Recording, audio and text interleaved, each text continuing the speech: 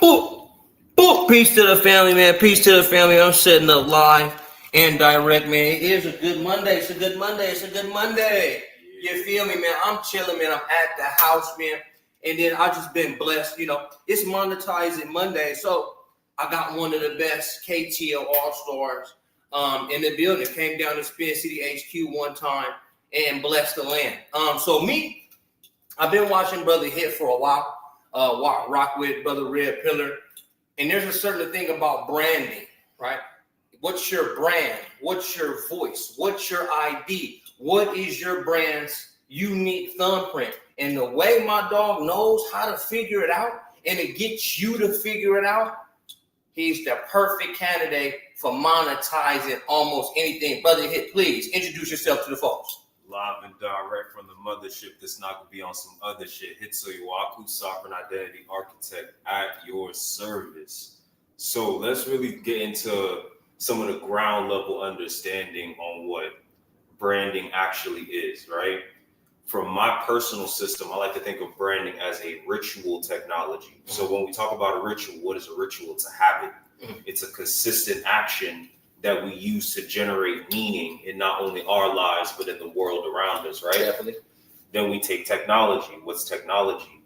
It's any system of tools that we use to accomplish a particular task, right? Yeah. So when we think about branding as a ritual technology, we're saying that you are using this business model as a tool, a vehicle to express yourself in a way that generates meaningful impact. And when I say meaningful impact, I'm talking about financially, I'm talking about emotionally, psychologically, I'm talking about communally, actually building revenue value that increases the overall health and longevity of the communities that you participate in. Definitely. So that's another side of branding as well, where we talk about those relevant relations, right? A brand is only as good as the associations that it has, right? Yeah. So this is why, you know what I'm saying? When X, Y, and Z celebrity has a brand deal, but then, you know what I'm saying, they get jammed up in whatever little personal situation, right? That instantly drop you, because I can't risk having the association with you. So those are the two aspects of branding that I really want people to focus on is the ritual technology, this intentional crafting of story, symbols, and meaning in order to engineer a particular reality. You see what I'm saying? No one gets into business to just stay where they're at. They're getting into business to provide a transformation. You see what I'm saying? Not only to an audience that has a particular pain point that they're going to try to solve, but also within their own lives, because ultimately the best brands sell the things that they have already solved themselves. They sell the tools that they use to solve those things. Facts. See what I'm saying, y'all? See what I'm saying? So, y'all, and that's just the kickoff, right? That's just the kickoff. So we definitely gonna get into a bit of something here. So what I want to do with Brother Hit today is because he's already seen how a Monetie works. So what I'm gonna do with y'all live, what I'm monetizing, I'm actively gonna get a consultation right here. Okay. I'm going to get a consultation on how he sees a Monetie physically, mentally, spiritually, as a brand, connected to Spin City headquarters, Spin City the guy, right? And I want y'all to pay attention, strong attention, because as I tell him how I would like to monetize, as I'm telling him the impact and the influence I wish to have. I don't want to be an influencer, I want to be influential. Okay, this is Spin here talking, right? Okay, cool. So as I go through this, y'all, I want y'all to listen, and I want y'all to think about yourselves, just in case you need to call them when we're done. Okay, that's what it's all about, because we, you know what I'm saying. Yes, we would like to make income, but we must focus on the impact. If you have no impact, you cannot get the income. You know what I mean? I've been working in this world for, you know what I'm saying, quite some time, man. Peace to you, y'all. I see you on Instagram, Facebook, we see you, YouTube, we see you. It's cracking. You know what I'm saying? We here on Spin City headquarters, so it's cracking. So what I do have is AI marketing software. I mean, this thing will break down your competitors. It'll break down your keywords, terms being used in AI, because And then so here we go real quick with my spirituality. Here we go. Right? Everything is the halls of a mentee. You know what I mean? It could act as a purgatory where people face their biggest fears. Yes. Now, what is the biggest fear people have going into business? People don't jump cliff and build a plane on the way down because they don't know how to build the foundation.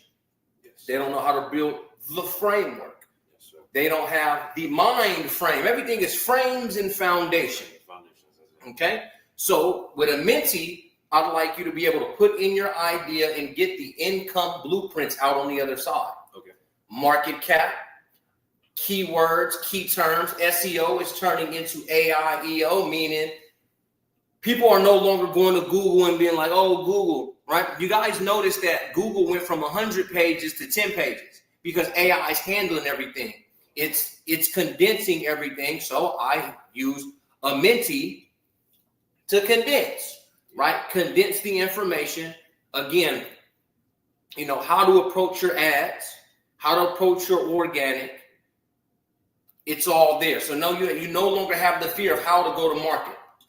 Inside is a triple brain. If we think about Thoth, Tahuti, Hermes, Trismegistus, this is a triple brain multimodal AI system full of Claude Anthropic for writing and keywords and certain research. ChatGPT 5.2 API key for just overall large language. It's a good overall large language model. And Gemini 3.0. Now that's Google searchability.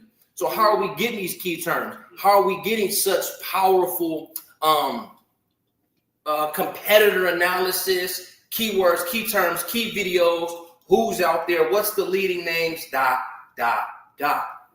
I've put together that system. Mm-hmm. Quite a few folks have seen it rock and roll. Now, Brother Hit, you've seen the mentee work. Yeah. You've seen other people be amazed by a mentee's work. Yeah.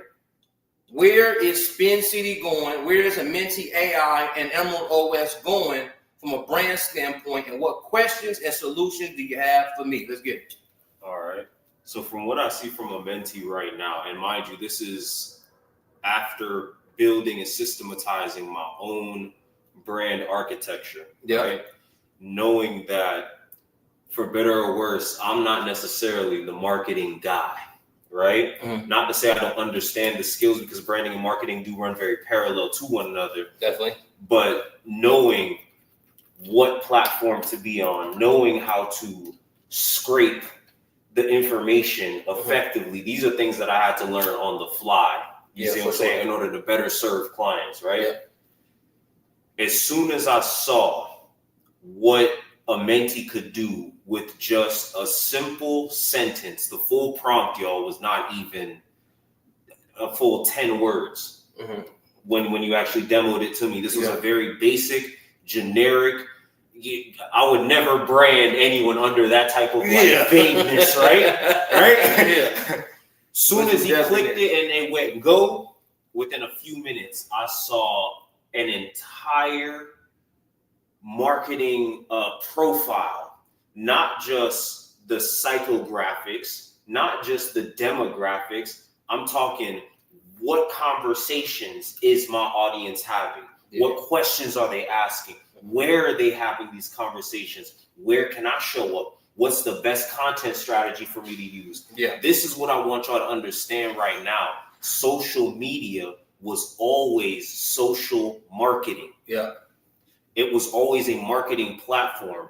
And the reason why a lot of the influencers you see are only just that, influencers, is because they come onto these platforms not understanding how the platforms work, not having a solid understanding of how to market themselves, and not even having a solid idea of what the hell they would sell in the market if they were going to sell. Yeah. So for just the simple sake of being able to, within a few minutes, tap in a simple, vague idea and have it spit out an entire plan, a 7-day plan at that, not just a full year's worth of shit. Yeah. A 7-day plan. You do this on day 1, day 2, day 3, maximum 2-3 hours of work. Wash your hands up. And by the end of that month, by the end of 6 months, by the end of a year, it's going to continue to adapt and grow and learn from you, right? Yeah, it is a train, retrain, and prediction model. And that's why it's based on every 7 days, because the world might change. Algorithms might change. Things might change with Google. Things might change with chat. Things might change with Instagram. And then a mentee is continuing to follow the user and that at the same time. All right. So this is where, for me, now, I think the best part is just the power of the AI systems, right? Mm-hmm.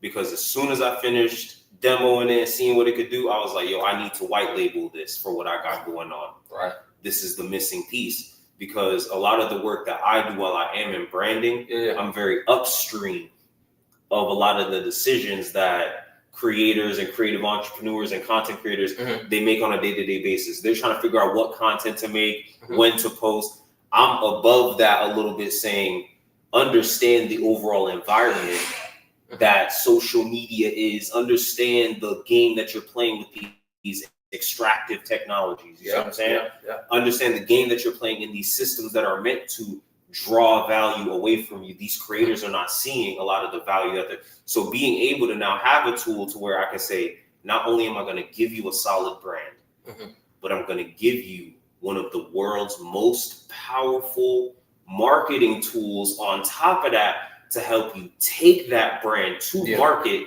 and have you reach the audience you want to reach, generate the impact you want to generate, monetize in a way that actually allows you to scale your business without burning out. That's a big part of what this is all about, being able to help these businesses grow, to help these businesses scale, because this is not just a beginner-friendly kind of software. It is very beginner friendly. I will say that. Yeah, it is. It should be. This is enterprise level shit. This is $1 million. This is, you license this and it's a 6-figure deal out the gate. You see what I'm saying? And that's just for the 1 year that they have access to. You see what I'm saying? So this is what I'm really saying. So one of my main questions to you was, with the rise of, the talk around AI slop, the talk around, vibe coding and the negative connotation that has received amongst software engineers and amongst the industry in general. I come from a software engineering background. Okay, cool.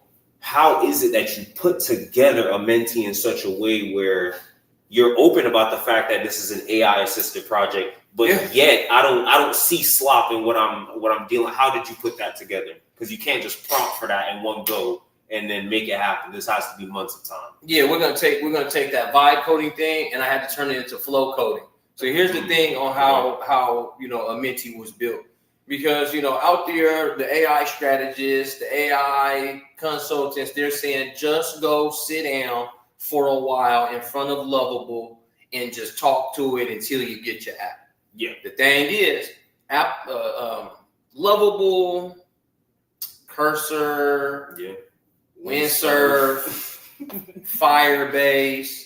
Yes, you can talk to them, you can prompt them, you can tell them the idea. The thing about the AI doing all of your coding is, when you need to fix one thing, it might break 7. Okay. And then you got that, you got your colors, you got your UI fixed, but now your edge functions is off. Your security done fell off because it's running through the code up and down, and it's trying to figure it out. I'll give everybody the game on flow coding. So I'll get the foundation from something like, for sure, I think Cursor. A strong foundation of code, and I'll put it to a GitHub repository. Now, I'll bring that GitHub repository even back to ChatGPT's Codex, Anti-Gravity, and I have them look over the same piece. Now, once I have the same UI, UX, edge functions, etc., on 5 different platforms, I'll figure out where I'm going to distribute. Right? So now, once I have the foundation, I'll always go to war with a multitude of counselors. I can never just get one. And I do like Lovable. Lovable lets your UI flow just a little bit different. Okay? Then what I'll do is, I'll actually have an agent, maybe from Claude, Anti-Gravity, or even ChatGPT. The agent, I then ask the agent to use this app in its full. I'll give it the white paper. I'll give it the repo and the white paper of how the app works. And I'll have an agent go use that motherfucker 1,000 times. And the agent is not going to use it in front of you 1,000 times, but it's going to run the code the same way. Mm-hmm. It's going to ask questions. It's going to put prompts. And then I ask for, the analytics, what's missing, how close are we to launch? And different ones that tell me, yeah, you're 80%, you're 75% because of this, and this. And this is where you stop the AI. This is where you stop the artificial intelligence and go actual intelligence. In there, you start to take out certain brackets and certain blocks. And I send it to Claude and say, fix this one problem over here, away from the rest of the code. Yes. Away from the rest of the code, because I know if I try to fix it right there on low, that shit finna break. Yeah. Fuck breaking it. I'll pull whatever lines 148 to 156 in a Claude. The full power of Claude 4.5 Opus will work on that one block. Okay. And we get that shit knocked out.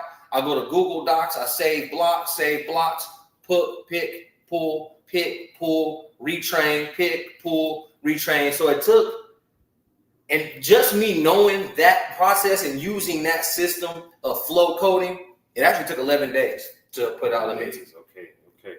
Because the first one went out as an idea. That's what I want you to get to next. The color scheme, the sounds, the feels, the verbiage of the halls of Monetie, spirituality, connectivity, the Monetie as a brand. Yes. How's that looking? How's that sound? And how's that feeling? I think you found a very amazing way to really bridge what I would call an Afrofuturist gap that exists in the market, because the branding of Monetie is very emerald tablets, very thoth coded. I mean, it's called Monetie, so we're dealing with those hall of records, right? Yeah. Which is essentially kind of what AI gives us the opening door to, is a hall of all of the information, and we can query against that information. So I really enjoy the way in which it makes it feel like whatever it is that I'm creating inside the app is more than just business. You see what I'm saying?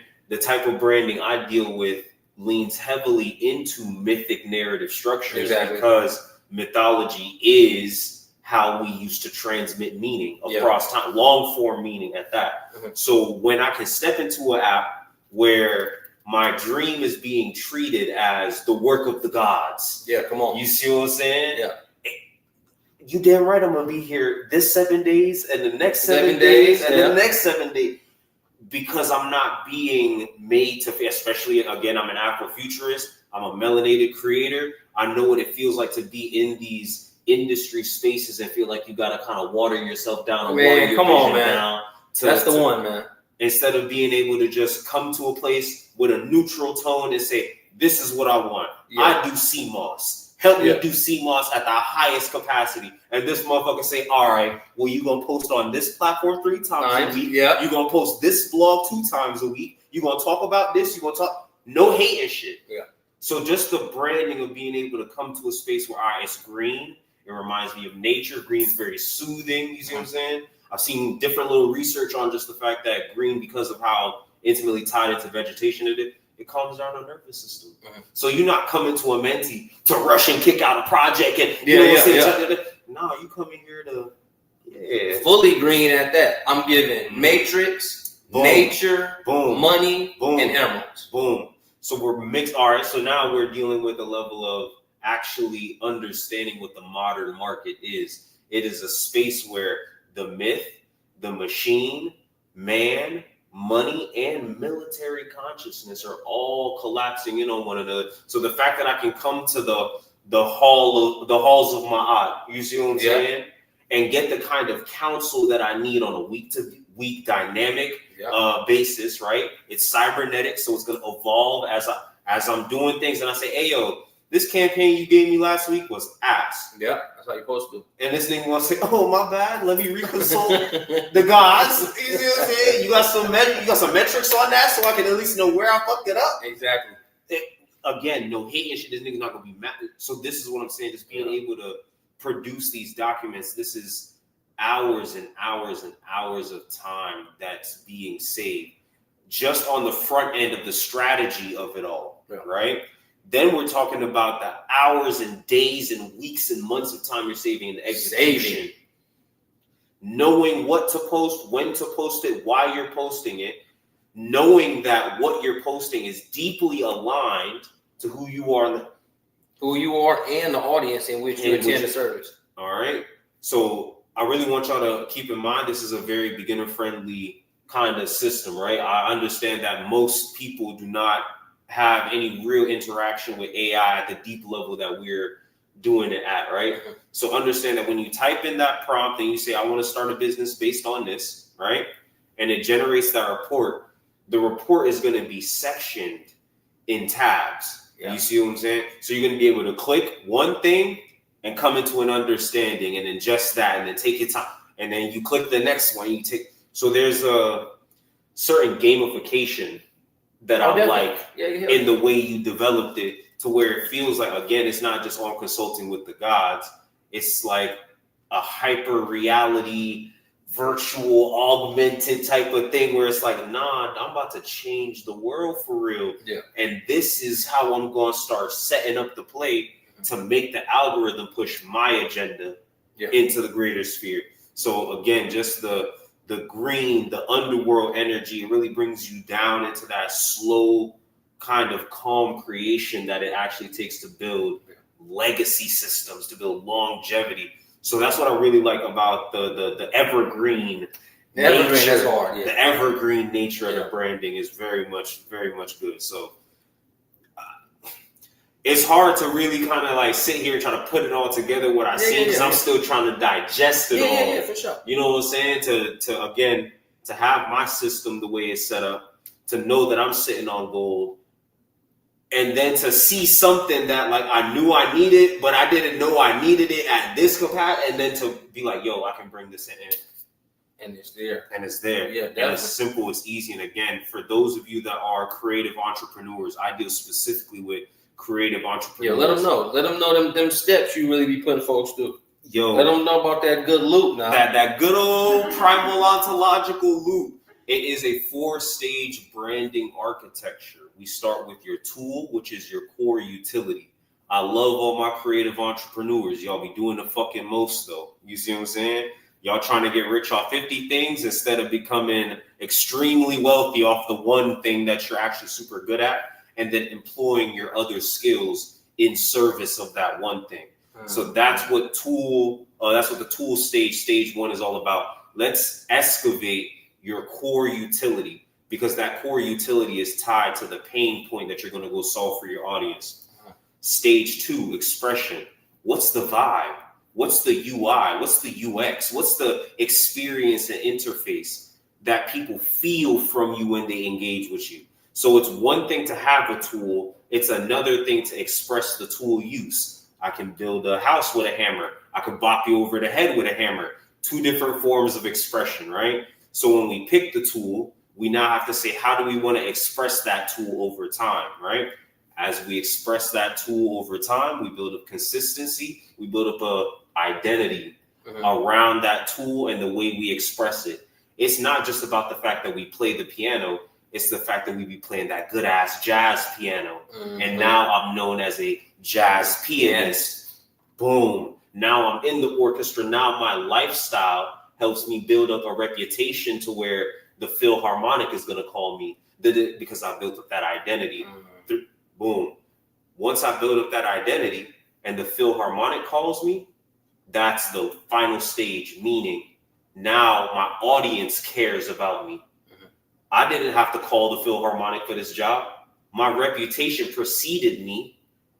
And when they received the word, they said, damn, I need to be a part of this world that this person is building. They could solve a pain point for me. I need to book December through February. You see what I'm saying? I need to get jiggy. And this nigga look like he could do a little residency right now. Tool, expression, identity, meaning. Once you have that meaning, it switches up your tools. Because what happens when that jazz pianist now gets an opportunity to be the musical curation director. Now he's the one picking the artists and shit. Because we rock with your music. We can clearly tell you have an ear for this shit. You're so talented. We want to give you this. This nigga ain't never done no shit like that before. Right. But now he has to upgrade his tools to be able to service this new meaning that has been placed upon him by the community. That's the real nature of branding. You see what I'm saying? These are the conversations you have to have before you even hit the market. Because if you hit the market without having these conversations, you're never going to know who you're talking to, so you're going to end up trying to talk to everybody. You're never going to know what the fuck you're trying to sell, so you're going to end up selling everything. Yep. You don't know what the fuck you mean, so you're going to try to mean everything and end up meaning nothing. Now that's gas. This is the issue, and this is the loop that we find ourselves in. I did not invent this loop. This loop predates me. This is the oldest architecture for creative expression that humans have. This is the mythic cycle. No one cares to tell your story unless your story involves you doing some fly ass shit. Yeah. We had this conversation the other day about Jesus. Yeah. Whether that nigga was real, fake, it don't even, whatever whoever did the shit, it was so impactful that on 2,000 years later, we still working on that nigga time. That nigga time. He was born, they changed his timeline. Yeah. They changed his timeline for just BC AD. That's branding for your ass. Quite a few of the holidays based on cuz. You got Christmas, Easter. Yeah, come on. Holidays on cuz. Boom. When's his birthday? You know what I'm saying? Whole Western society built on the what? This is branding. Why does Jesus Christ have this much power? Because the utility that he served for the civilization that used him as the symbol. You see what I'm saying? Christ expresses a message of peace and They use that as a tool to. And then another thing about our good brother Jesus is what I like about branding in the Jesus Christ story is there's a whole book written about him from multiple sources other than himself. Yep. My reputation precedes me. You can go evangelize my story. I don't You never gotta can tell go you. do it. Talk about a testimonial. Ooh, and this is what I'm saying. Good branding, right? When you understand the mechanism that you are going to use to solve the problem, you don't ever really have to put out no. You don't really need the advertising part of this shit sometimes if your branding and your marketing is really, really strong. Have you seen a Rolls Royce commercial lately? No. You want to know why? They don't need to. They sell Rolls Royces at fucking airplane, private jet shows and conventions and shit. Why? Rolls Royce builds the engines in private jets. And if you can afford a private jet, a Rolls Royce is a drop in the bucket to you. And then another thing, when we talk about, somebody else idolizing your story, you got to see a rapper in it. You gonna see a high level entrepreneur in it. Relevant relations, man. It's strong, man. It's so powerful. It's just so dank, man. So you want to be in a room. So that's what I always say. This Nike isn't necessarily selling you shoes. They're selling you the idea that you can overcome and conquer anything. Victory. That's what Nike means in Greek. Just do it. You can get up and accomplish that thing right now. The shoes are a proxy that makes you feel. It's a psychological placebo.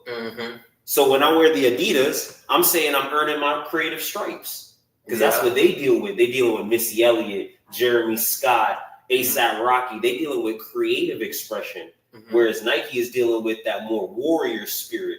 They're just selling. Get active. They selling you approximations and associations to things. Yeah, you see what I'm saying?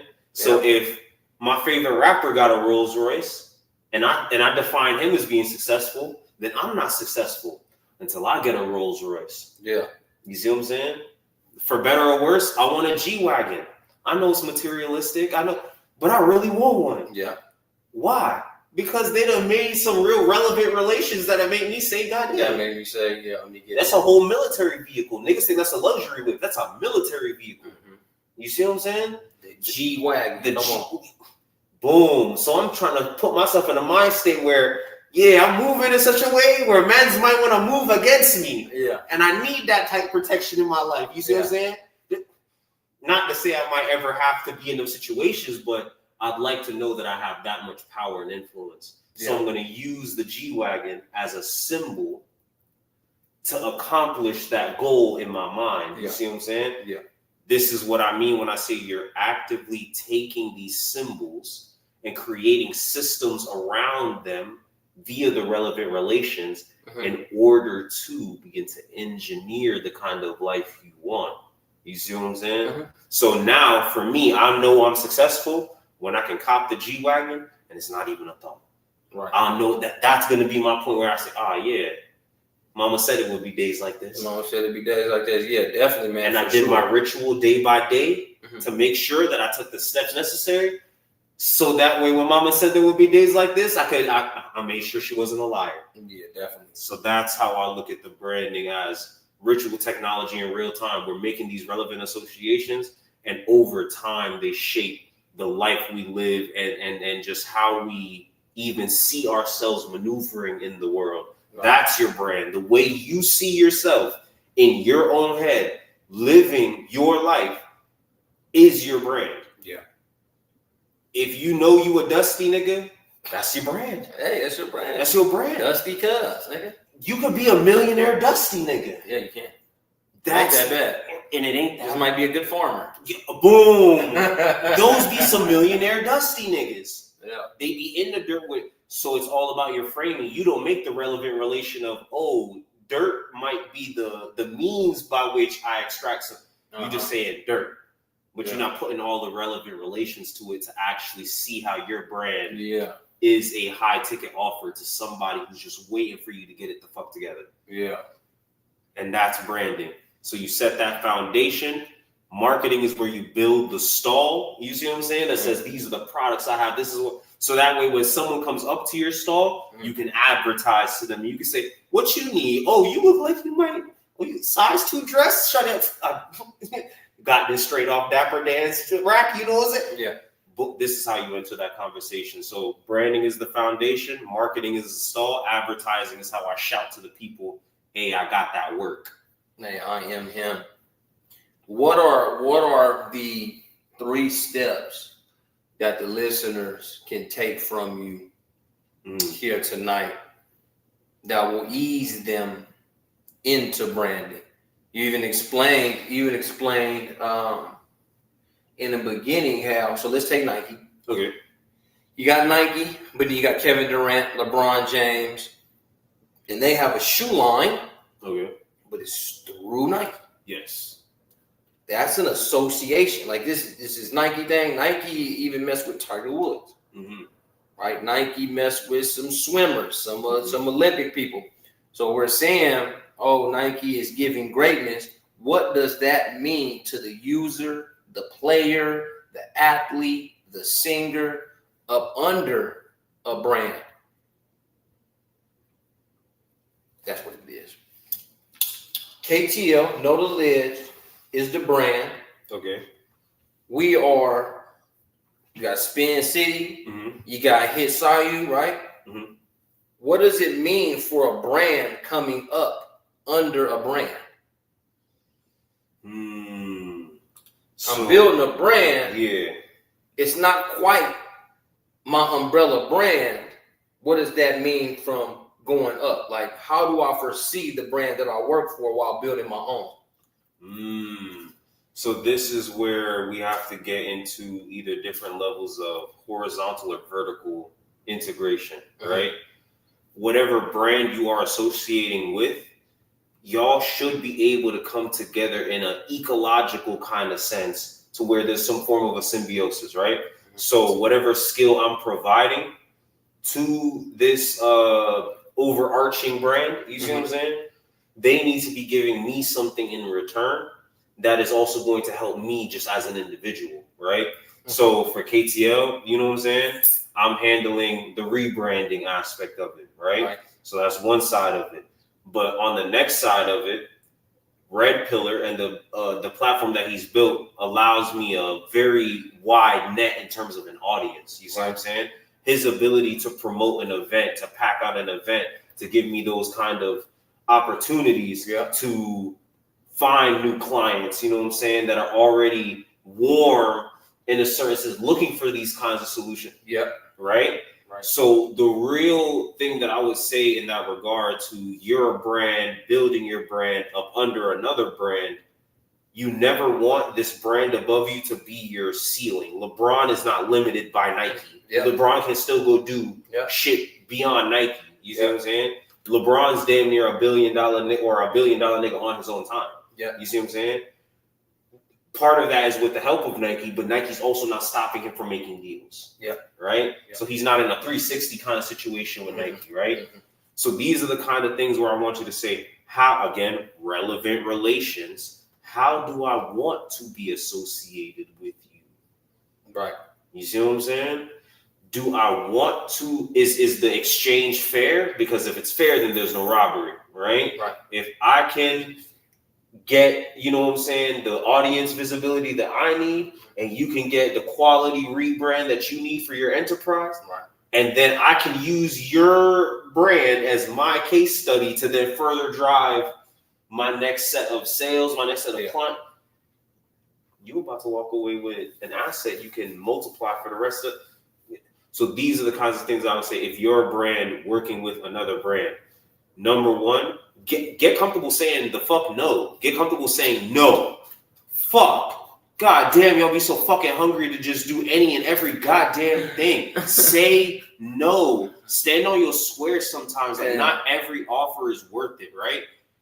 You'll gain a lot more respect in the market. You'll gain a lot more traction because you'll be known for quality, selective work. I need you to understand this algorithm is training you to rush. It's training you for urgency. It's training you to mass produce bullshit. So the more you say no, automatically the quality rises. Next thing, negotiate a fair deal for yourself, specifically for creative entrepreneurs, the ones that I work with the most. Y'all don't value yourselves enough to go into these rooms, stand on your square and say, hey, I heard you say 500, fuck that. I heard you say views, fuck that. I heard you say that, fuck that. This is how we gonna run this. And if you can't run it like this, that's not the team I need to be on. That's not the team I need to be on, right?